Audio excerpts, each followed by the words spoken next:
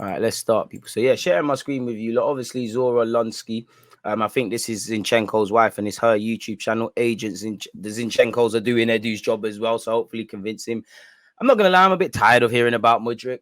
Again, obviously this ain't the time to discuss transfers, but Mudryk and Arsenal, again, we're moving into Envia territory now. Like, he's given, this Ben Jacobs, and I like it. I like the way he speaks about Arsenal in that and in general, but he can talk about Arsenal as much as he wants. As much as he wants. You got to put the bread down. Simple as that. And again, Shakhtar shown they want to sell to the highest bidder. Their chairman or sporting director or whatever he is, kind of doing a bit of capping and saying after Vinicius, Neymar, and I think he said Rafa Leao, I can't be sure. They're saying Mudryk's the best in that position, isn't it? Whatever the asking price for Mudryk to a Spanish club might be, it still will be high, but they're going to put an extra, it's almost like English tourists. You're not paying local rate. You're paying a couple extra bob. As you see in all the top 5 leagues, the Premier League is running away with the riches and the others are left behind. So there's kind of catch-22. Apparently Neymar sent him a message. Apparently Mudryk on which teams are playing nice football this season. Napoli, they're playing really well at the moment with some great players. Bayern Munich, City and Arsenal, fair enough. Do you follow Arsenal closely? Yeah, I check on them in my score and know when they're playing. I can check on them. Okay. I also watch them too. Arsenal are a very dynamic side in general, not just in controlling possession, but also in scoring goals. From a purely theoretical / fantasy perspective, if there was the option of being a bench player for Real Madrid or a starter for Arsenal, I'd probably choose Arsenal. Obvious reasons, if he had the ability to start for Real Madrid and Arsenal, like he was the finished article, he's going to pick Real Madrid. It's Real Madrid. Let's be honest. And he's, that's someone thinking about their development. We've got a young side. You could learn a lot. You could help us accomplish things. And that's great. If these clubs want you and they want to pay stupid money for you, this is the belly of the beast. Like you saw with, at the time, Cristiano Ronaldo's £80 million move to Real Madrid. Or, in present day, kind of, Philip Coutinho to Barca. This happens. We're going to cross this territory one day, potentially, with Jesus, Odegaard, Saka, Saliba, Martinelli, Smith Rowe and the rest of them, and we hope some others can join. It happens, isn't it? Really, again, football career is short. If the big boys come in for you and they put the bread down, and we can get a top money and reinvest that, it is what it is. And he also said it's a tough question and involves a lot of factors in my answer. I would first want to know from the head coach that even if I wasn't a guaranteed starter, that I'd receive a chance. Essentially, I'd need to hear directly from the manager what he envisions my role to be in his side to influence such a decision. That's nothing groundbreaking. That's just logical. That's like you or me. If we're going for a job, you want to know what the job's about, how you attain to the company, and the benefits in terms of personal improvements. If you have 2 companies that are relatively the same and pays kind of the same, let's say for you lot can edit the example, even one company can have more or less, you might go to the one company for more money, or you might say, do you know what, there's more development. These lot are going to put me on courses, these lot are going to put me on leadership courses, I'm going to be able to take on more work rate that's probably above my pay grade to enhance me as an individual, and that's your decision to make. So yeah, that's nothing groundbreaking, really. That's what any decent footballer with a brain between their ears should be doing, really. If you just sign for a club blindlessly, you're in trouble, innit? But so that's nothing really. Mudryk undecided on his next club. The team style of play will play a role in my decision. Is very important to me, of course. You won't be just going by the emblem of the past summer transfer saga. I spoke with 2 to 3 head coaches from interested clubs, either directly or via a translator. They were Nice, Bayern, and Brentford, and we've kind of heard that. We heard Nice were the front runners. We heard Bayern Leverkusen and Brentford were onto him. In fact, the first team I ever saw linked with Mudryk when he became aware of his existence, Brentford, and Brentford are elite with the scouting thing. So maybe that's something.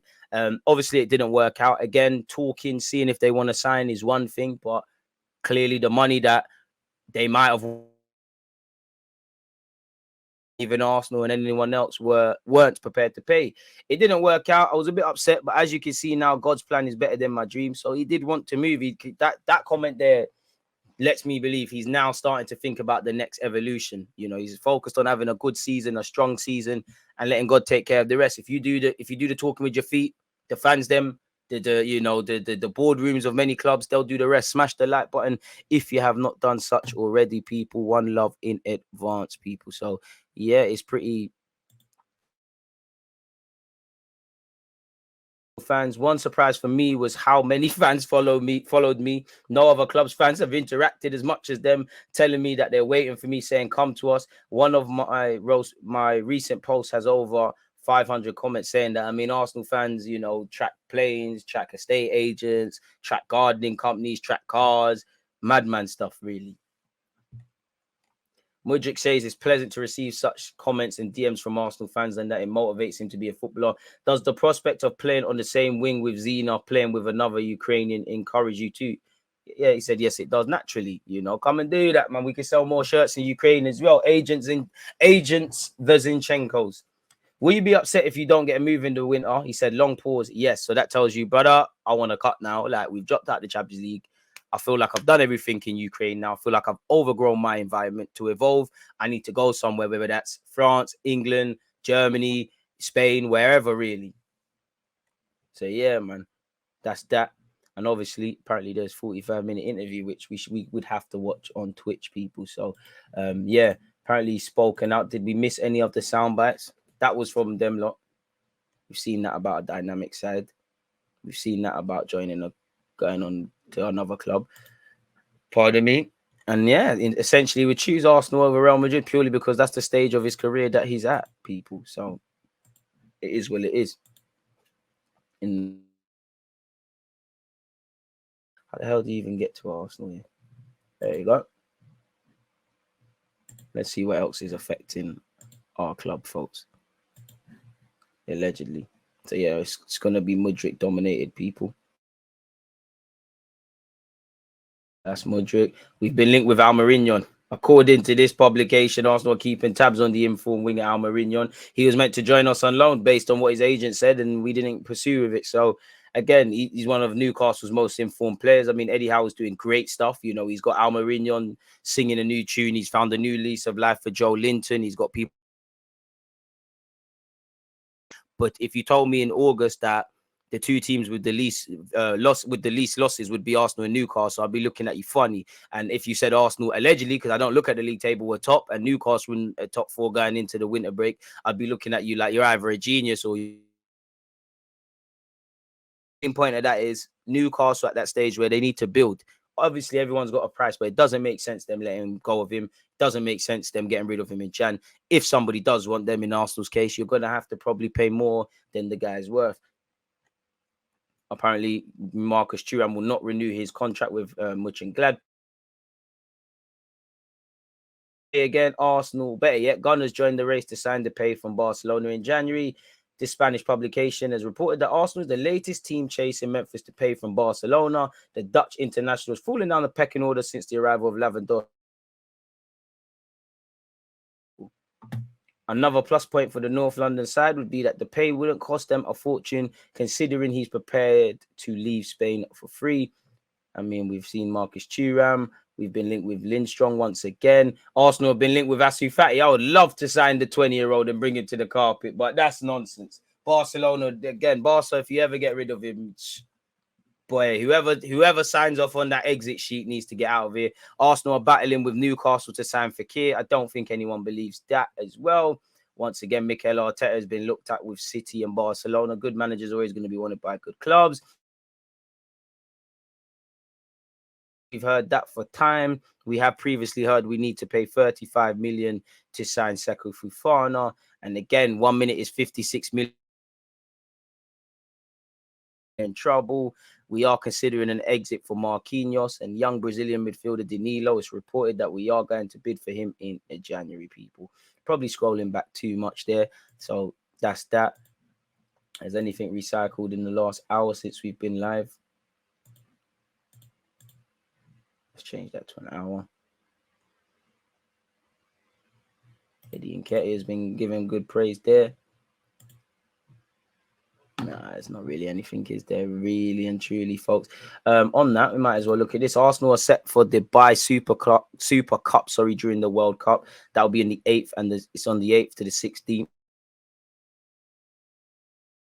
I think it's AC Milan and Liverpool. And apparently in this, people, it's a mini preseason sort of thing. Apparently, you get every game, regardless of the results, going to go down to a penalty shootout, and extra points will be awarded, I guess, based on if you win that.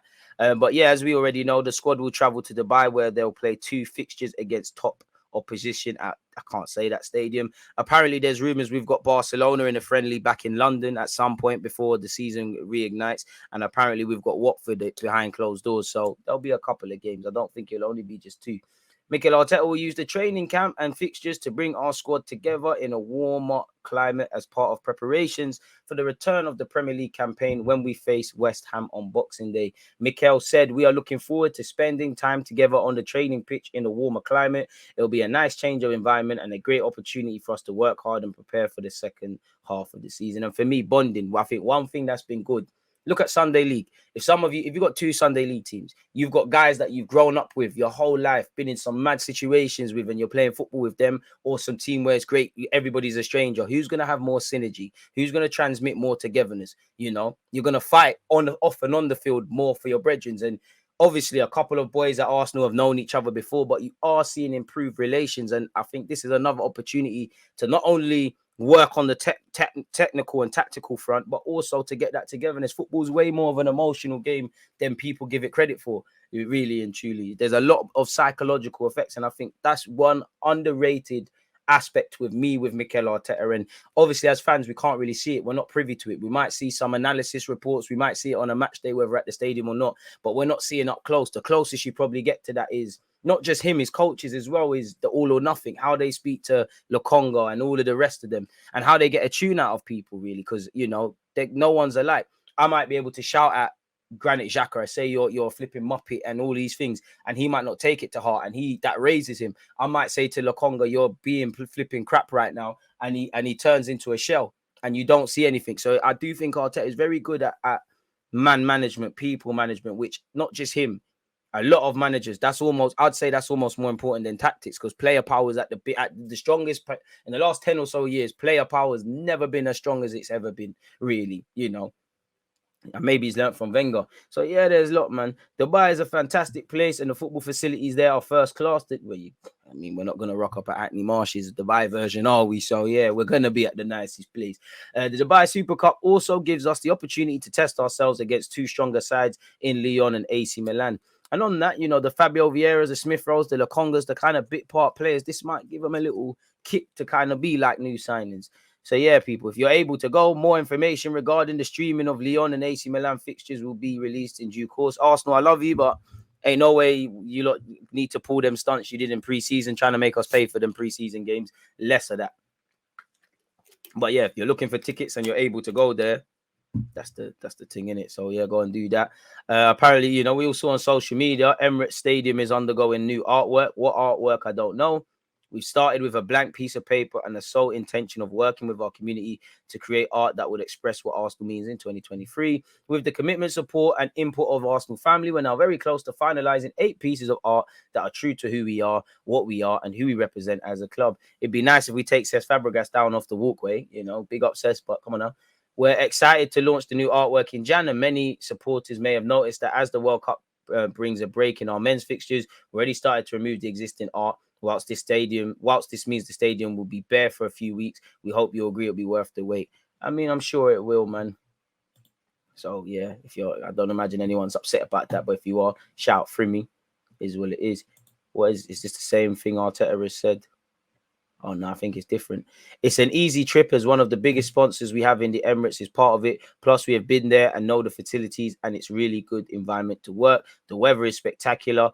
I mean, it's closer to what your way of life in Spain, or even though you've lived in Scotland, you've definitely lived in London for a hot sec. The weather is spectacular. The World Cup is so close. So for any player that is around there, it is so easy to get them back straight away. I think it ticks all the boxes that we need. We need good preparation mentally and physically to be ready for the huge demands that the second part of the season is going to bring to the team. We have 2 great games against Lyon and Milan. We're going to buck up Lacazette, who's in decent goal-scoring form in France. French tax, no longer lack of threat. We are really looking forward to it. They're 2 big clubs, and it will be. Yeah, fair enough. And Arteta said, we've got a pre-season, not a full pre-season, but a really good 3 weeks of preparation. We're going to have to get the team ready in different phases because we're going to have certain players at the start, some players in the middle, and certain players at the end of it in relation to what happens at the World Cup. It's not really different to any summer when there's European competition or World Cup. You start pre-season, and in the first 3 weeks, there are 6, 7, sometimes 10 players that are not participating because they've played competitions with their national teams. And here is going to be the same. The thing is, after the World Cup to the first competitive match, that the turnaround is really, really short. Every player and every schedule is different. We'll have to assess who it is, how many games he's played, how many days off they've had in the last few months, and treat it like this. But certainly there's a plan in place for every player. So yeah, man, it's great. There are going to be a lot of supporters in Dubai because a lot of people are staying there during the World Cup. So it's a good opportunity for us to play in front of crowds. So yeah, big up that. In that, we can close that, we can close that, we can close that, we can close that. What's this? Player says he had many options when leaving Arsenal in the summer, lived through anxiety over transfer. This is in relation to Lucas Torreira. Specifically, the former Arsenal midfielder said there was a lot of uncertainty, a lot of anxiety, nervousness too. It's true that I did have many options. And in fact, after a great season I had at Fiorentina, my wish was to be able to stay in Italy. But we all know that in football, everything can change very quickly. The call came from Galatasaray and the help from Fernando